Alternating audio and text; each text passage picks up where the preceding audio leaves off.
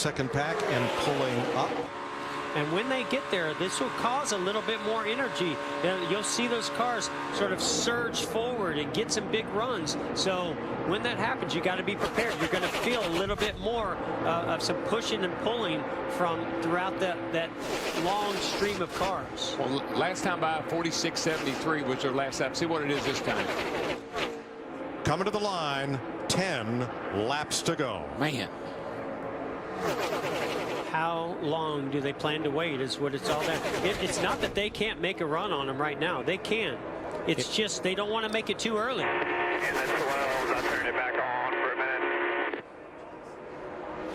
minute. In 58 prior Daytona 500s, 10 times the race has been decided with a last lap pass. Last time by, they were a 10 slower. Here goes one. That's Menard.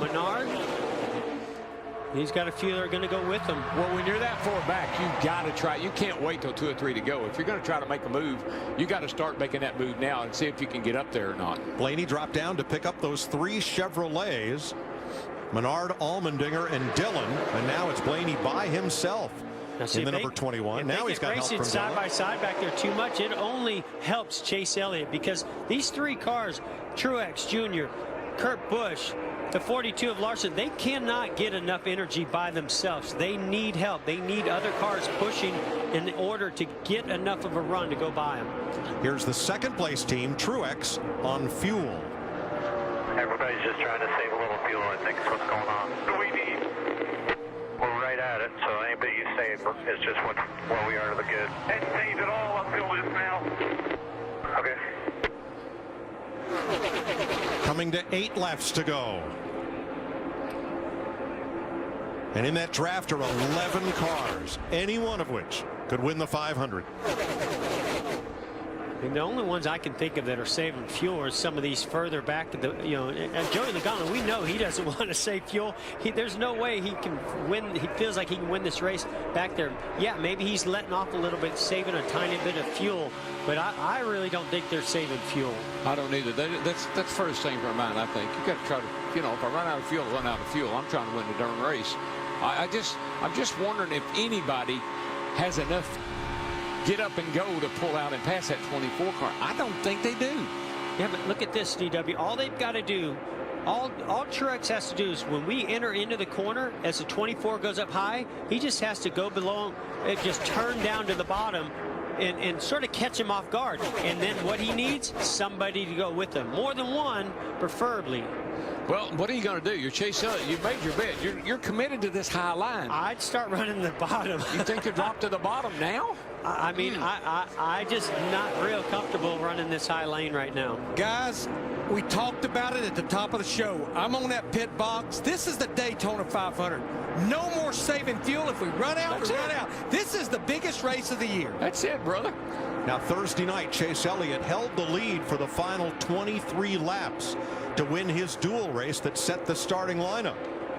And in that front 11 cars, only that yellow car on the bottom, Joey Logano, is driven by a driver who has won the 500.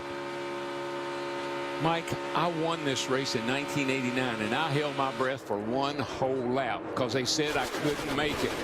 But I was determined to win the Daytona 500 that day, and we did. And that's what you're seeing right here now. These guys are determined to win this race. Vince? Chase Elliott's crew chief, Alec Gustafson, told me earlier today when we were talking about the race playing out very similar to the way it's playing out leading in the late stages. And he said, we can control our execution, but we can't control our luck, and you need plenty of it to win here. And he said, this race is grueling mentally because there's always drama for you at every turn. And you better believe that stomach's churning right now on the crew chief. 5 laps to go, and in the top 9 there is only one driver who has never won in what is now the Monster Energy NASCAR Cup Series, and he's the leader. Yeah, this could be it. What a great week this would be for that 24 car. Jeff, he won the pole. He won his qualifying race, and he's got a pretty good chance of winning this 500. He's got an excellent chance, but it is anywhere but over now. We've got way too much racing still left to go. 5 laps at Daytona. That's a long way. Oh, baby, I don't know. I think that 24 is 24 karat gold today. I hope you're right. He's looking pretty good. I'll take my, if I'm going to be anywhere, I want to be where he is. Guess who the last driver was to win the pole, win the Thursday qualifying race, and win the Daytona 500? His son is in the lead. Bill Elliott. Oh, wow. Woo! Well, it won't be long now that we know. Well, Bill has taught this young man well, no matter what the results end up here today. Now, there's that little lead you were talking about. He got a little bit out in front of the 78 and the 41. Yeah, that doesn't bother, Chase Elliott too much because there's another gap back to the 42. They've all got to stack up, and then a big gap between the 78 and 24. I think that look at this, 42. Larson's making a move. This is going to change everything right here. Well, it would if somebody would go with him, but he wow, slid up. He slid right in there. Wow. Amazing. What a move. Now, we know that little 42 car is aggressive. How cool was that? He dove down there to see if anybody was going to go with him. They didn't. He was able to slide right back up into the position, never lose any momentum. I think that surprised Kurt Busch. I don't think he expected that. I think that surprised Kyle Larson. I think he's surprised nobody went with him. Late charge from the back. Joey Logano to the inside. He's going to get a little help maybe from Ryan Blaney.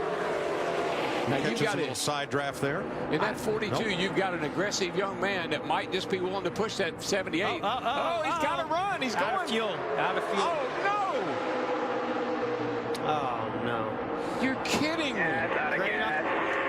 Great opportunity for Mark Truex Jr. right here. Yeah, just flipped it. Let's get back behind. Now the question is, can the 78 hold these guys off? Can he do it? 2 laps to go. So it sounds like maybe it just stumbled a little bit. He was able to flip that switch for that reserve. Now it's back running again, but just lost all the momentum. I think this changed everything. No, I think it Here changed comes everything. Larson. Kyle Larson to the bottom for the lead. He's going to clear him.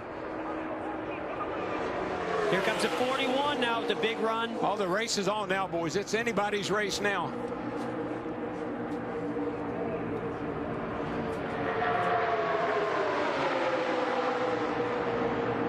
Wow. Again, I don't like this high line. I just think it gives too many opportunities to get a run and make moves on the inside. Or there's a guy right there running second right now that's finished third in this thing 3 times. The white flag waves. 1 lap to go. Sponsored by Credit One Bank. Yeah, when I think of experience and knowledge here at Daytona, I think of Kurt Busch. He's been so close so many times. Pushed his teammate to victory here one time. Is anybody going to push him today? Look at the 21 coming on the inside to give him a big push. Where'd he come from? Ryan Blaney from the back with Logano. Blaney 42's out of gas. 42's out of gas. Who else is going to run out fuel? 21 is, I'm not so sure. Well, I think he's okay. He's still going. Now, if the 47 can get up behind the 21, give him a push, he might get there, but I don't know. I think this might be Kurt Busch's day. Looks like he's going to come home a winner. Kurt Busch has been the bridesmaid in the Daytona 500. Here they come off turn 4 for the final time. From Las Vegas, the 2004 champion of the series, Kurt Busch, for Gene Haas and Tony Stewart, wins the Daytona 500. Wow. Wow. First time he's won the 500. What about that? He pushed his then Penske teammate Ryan Newman to victory, and that's the old man, Tony Gibson. Justin, are you there?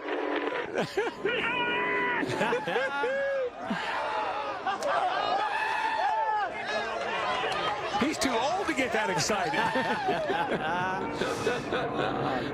Tony Gibson grew up down the street from Daytona International Speedway and now goes to victory lane. I love you guys. Thank you. Thank you. Tony Gibson been in this sport a long, long time. And he's been the best crew chief for Kurt Busch that Kurt could have. For Kurt Busch, it's his 29th career win. First win in 17 tries in the 500. Matt is with the winning crew chief. His dad used to build race cars that run New Smyrna. Your mom, Peggy, used to sell tickets here at the Daytona International Speedway. This is a special. Would you even describe for you as the crew chief to win at your home track? Oh, this is unbelievable. I mean, you know, my dad got me started in all this. And, you know, my mom, my dad, we sacrificed everything to put us in racing. And, you know, I can't thank him enough. Thanks, Dad. Mom, I love you. My wife, Beth, my daughter, Lainey, everybody, all all my brothers, Mark and Peppy. I have a great family that put us in racing, and it's just so emotional to come to my track and win.